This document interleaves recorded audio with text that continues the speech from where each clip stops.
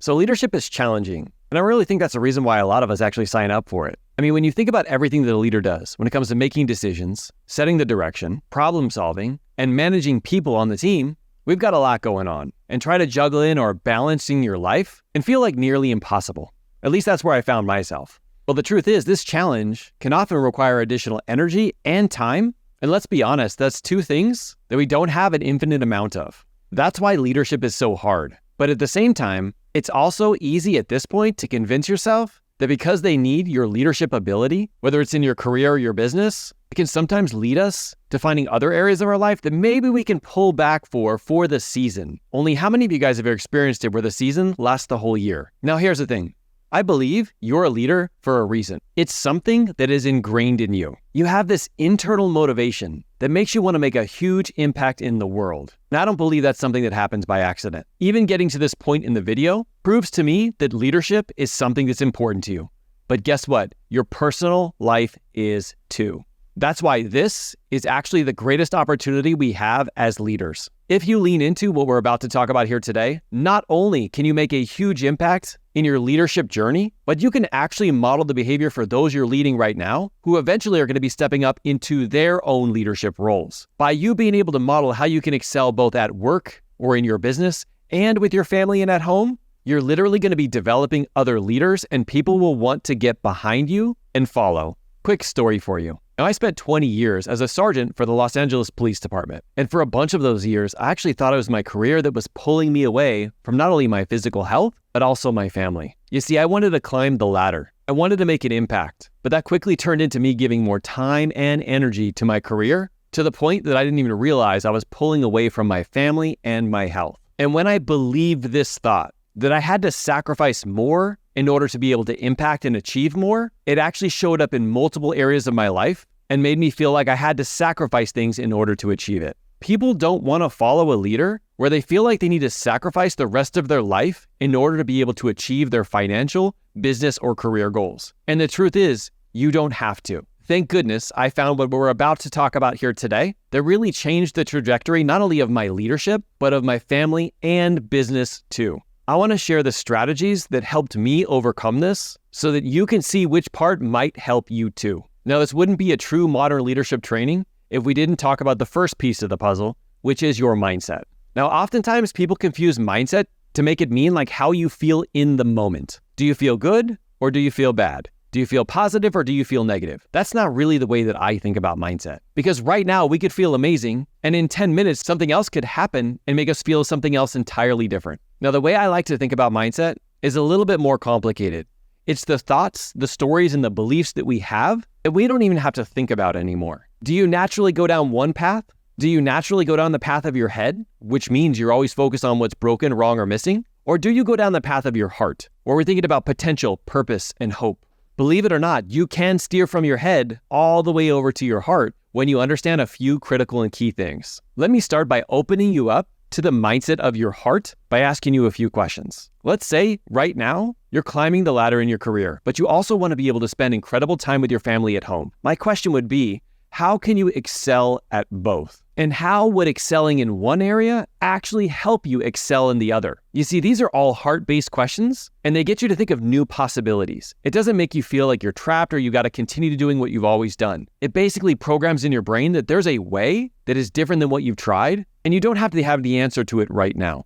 You have to just be open to finding it when you hear it. Now, I want to follow this up with a few other questions because some of you guys might be thinking, well, how about if I just get no sleep and I stop all the hobbies and working out and remove everything else from my life? And that's not quite the answer we're looking for. A follow-up question would be, how can you do this in a way that doesn't require you to do any more work? You see, that's a great question because the foundation is not getting you to work harder, but instead getting you to work more creatively and more smarter. When I opened my mindset to the possibilities, it allowed me to find them when I put myself in the right environment. For me, it was listening to podcasts, being a part of a mastermind team, getting mentorship, reading books. But as long as my mind was open to the possibilities, when they presented themselves, I could actually find them. But if my brain is stuck on, this isn't possible, there's no way that I can make this happen, this is just what I have to do right now, I would also manifest those things. And that's what actually led me to starting to burn out. Now, there tends to be a path that some leaders go down, and it's really a way of convincing themselves that they should put their personal life on the back burner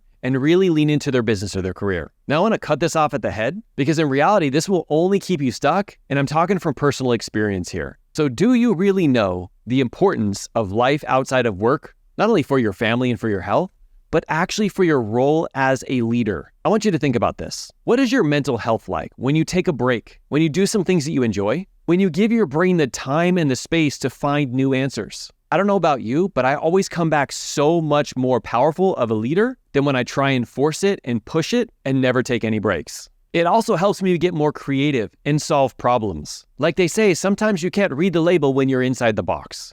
But when you're able to unplug, even go for a walk, spend some time with your family, do a hobby, play video games like I do, it gives your brain the time and the space to actually find some pretty incredible answers when you jump back in the next day. And don't forget how important those relationships are outside of work. I remember hearing this guy by the name of Aaron Walker, and he made this comment. He said, "Don't come home with a pocket full of money to a home full of strangers." I know as leaders, we want to make a huge impact in the world, and sometimes it might feel like we need to sacrifice. But the truth is you really don't. If you're able to find the mindset to excel at both of them, not only will you be able to accomplish more, but the people you're leading will now have a path for them to follow too. I can't tell you how I feel now in terms of when I was working so hard, the messages that I was sending to other people that were following me, I was basically telling them that they had to work harder, sacrifice their family, sacrifice their health, and keep losing sleep. Now, I didn't directly tell them that, but it was through my actions that I was. That was yet another thing that allowed me to lean into this new way of thinking.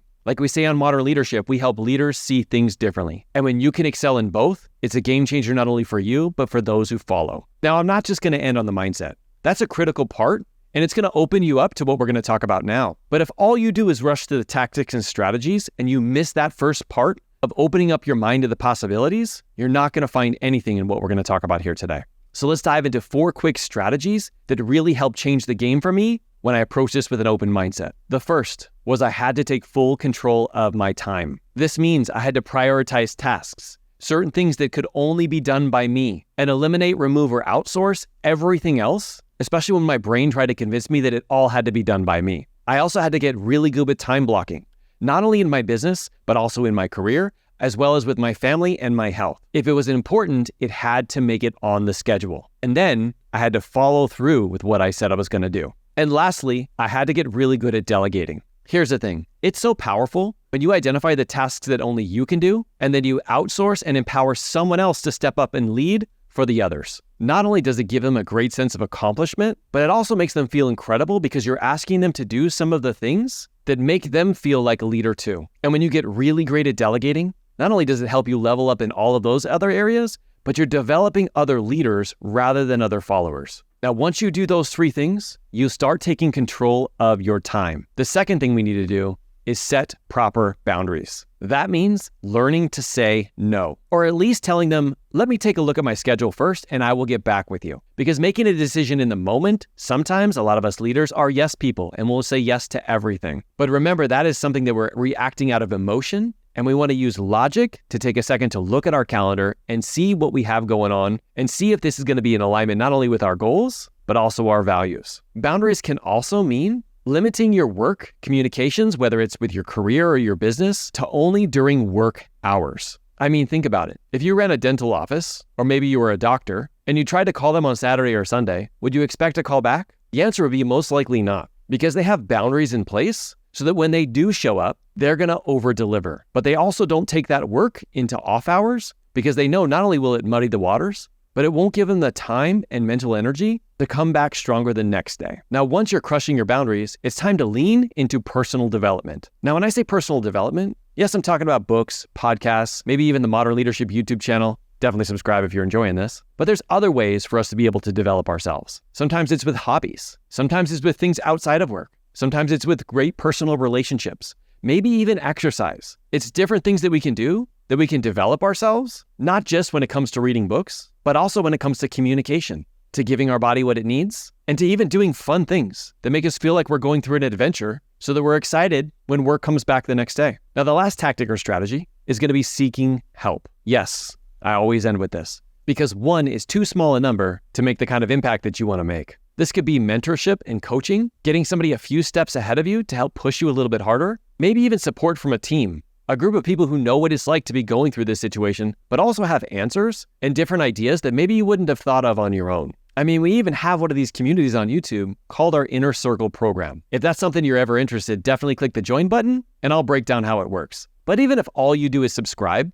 if you feel like this is the right community and right message, and continue to lean in and grow with us, especially when it comes to commenting in the sections and making some of our live calls, you'll see the power of not only getting help, but being around a team of people who want success and impact just as bad as you do. I also want to say how much I appreciate you for what you do as a leader out there every single day. I know a lot of times people don't necessarily see it, and a lot of times you don't even get recognized. But if no one has told you yet today, let me be the person to say thanks. I appreciate you for being the light in times of darkness, for being willing to lean in and not only hear these strategies, but start to implement these into your life every single day. I want to hear in the comment section which one spoke loudest to you, what you're going to implement moving forward, because I'm going to be here to cheer you on as you go. And if there's anything Teresa and I can ever do, reach out and connect with us. Thank you for what you do out there every single day, and keep leading from the front, leader.